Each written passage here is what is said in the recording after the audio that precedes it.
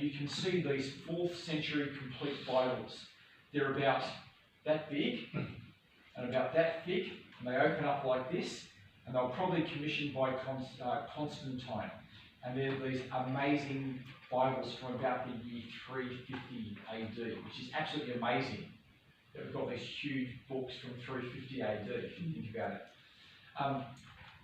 We've got fragments, though, going right back into the early 2nd century. So we only have a small fragment of John's Gospel, but it shows that John's Gospel was right back there. You know, we can get it and go, oh wow, this is John's Gospel.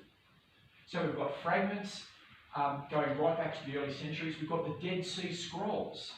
The Dead Sea Scrolls give us most of the Old Testament before the time of Jesus. The Dead Sea Scrolls are absolutely fantastic because they show that the Bible hasn't been changed.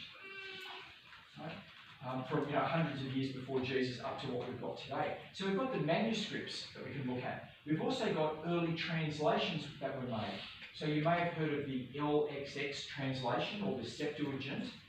The Septuagint translation was made about 3 centuries before Jesus into Greek. And so even though it's a translation, it still shows us what the sentences more or less said.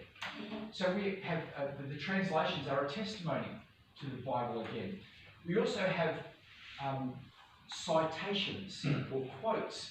And so from the early centuries of Christianity and amongst Judaism, the Christians and Jews have been quoting their scriptures. And so from the early centuries of Christianity, we've got our early church fathers, they're quoting the scriptures. And so they'll quote from Matthew, and you can say, oh, here he is, he's quoting Matthew. Now, they don't quote Matthew chapter 6, verse 4, because that, the names and all that type of stuff took a while to develop in the way that we have today. But we can see what they're quoting. And so when you get all that evidence together, the ancient manuscripts, the ancient translations, the ancient citations, we actually have more evidence for the Bible than for any other book from the ancient world. There is no other book in the ancient world that has as much evidence as the Bible. Right? It completely outdoes Aristotle, Plato, anyone, everything that everyone